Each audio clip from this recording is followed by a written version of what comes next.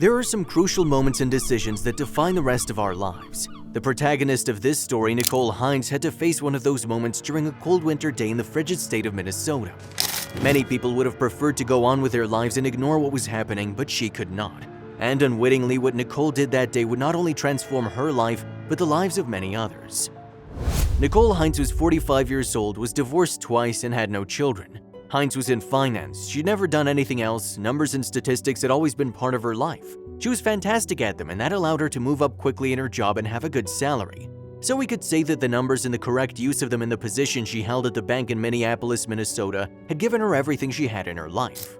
However, despite having a good job and a very good salary, Nicole never felt completely satisfied. She was always having a feeling that something was missing or there was something wrong that prevented her from being happy.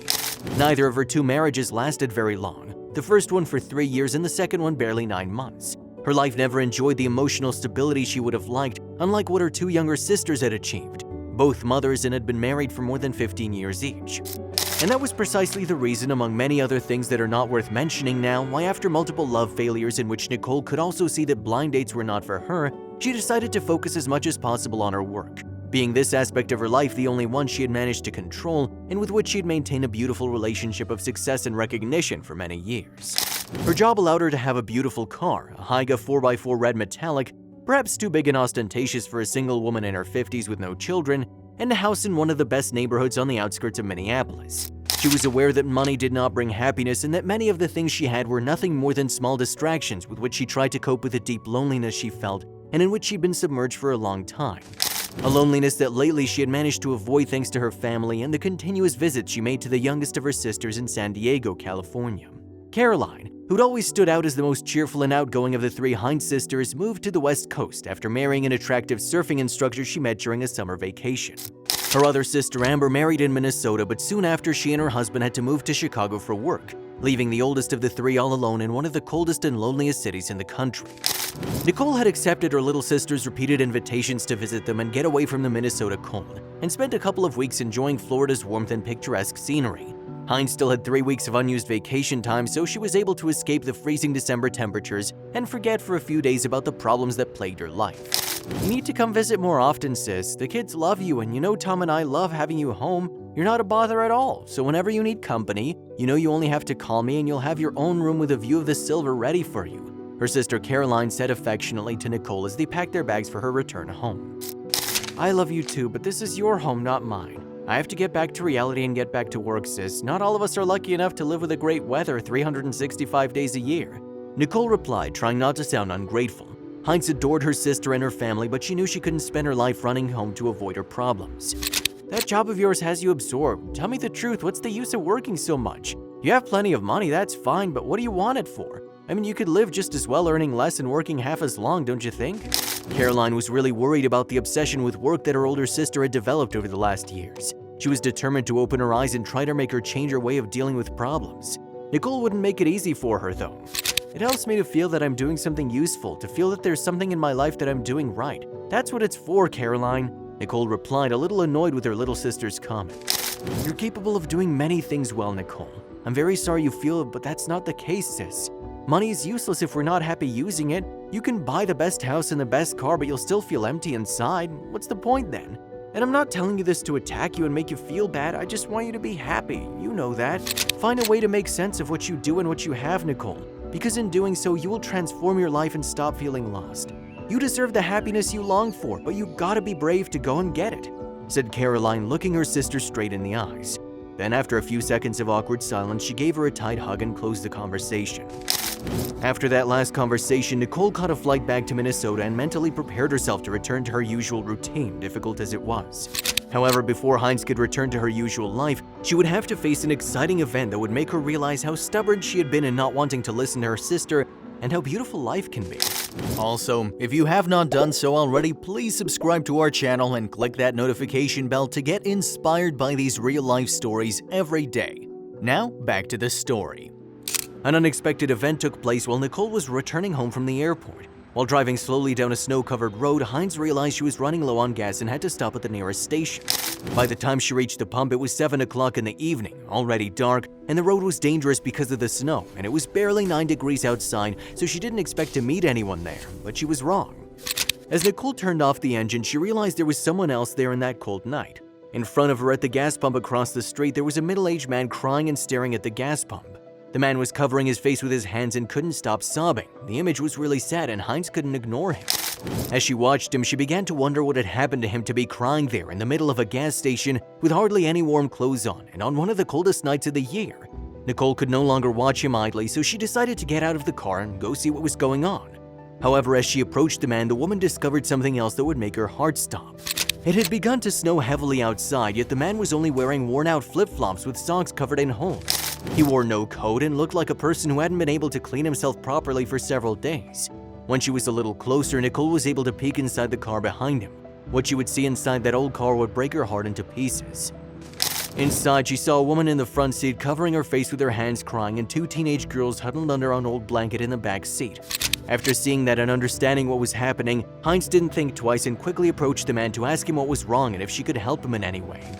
As she did so, the man looked up and let her see the sadness that flooded his gaze. It was the look of a person who was about to give up and who felt he had no hope in life. Nicole was devastated. "Sir, can I help you with anything? Tell me how I can help, anything really," Hines said to the man who looked at her stunned without understanding why she'd come to him and wanted to help. "I failed as a father and a husband. No one can help me with that, ma'am.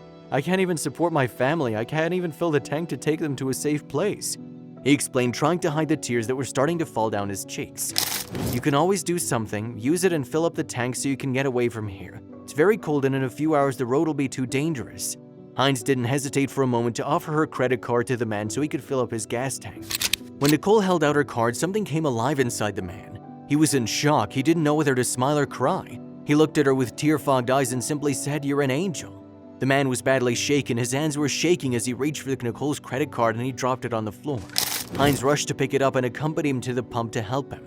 The man was in shock. It was as if he'd forgotten how to pump gas. At that very moment, his wife got out of the car and asked what was going on.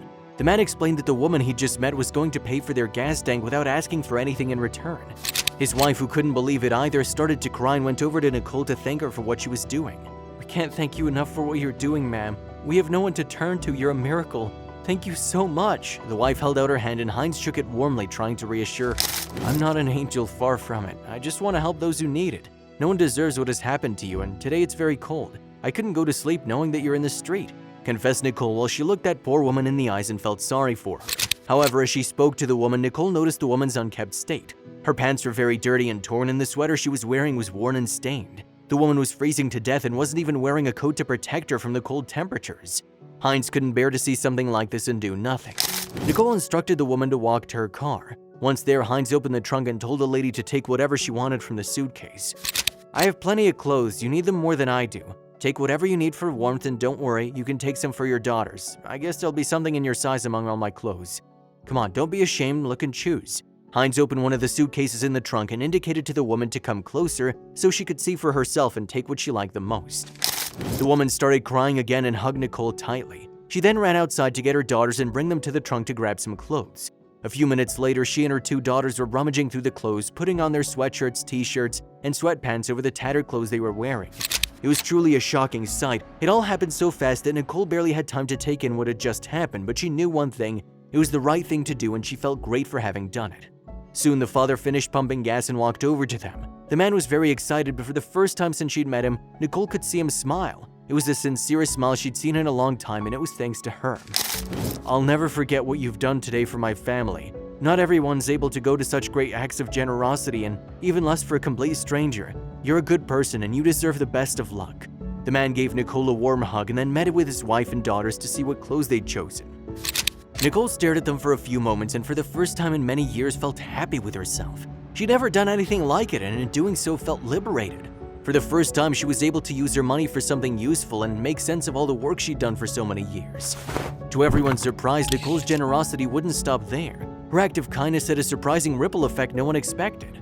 After his daughters thanked her for all she'd done for them, a small crowd came to where they were to contribute to the cause Hines had started. First, an older woman who'd watched the whole thing from inside the gas station while she was eating dinner gave the family a $50 gift card for food. And another middle-aged man who was getting gas a little further back came up and gave his jacket to the father.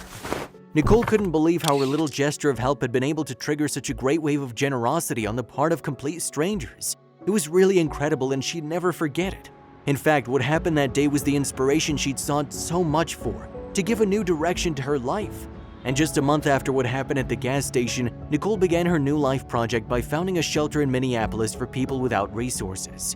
In this way, she would ensure that no family in the area that was in distress felt unprotected, and at the same time she would give meaning to the wealth she possessed. Because there is no greater wealth than the one shared, and Nicole Heights is the best proof of it.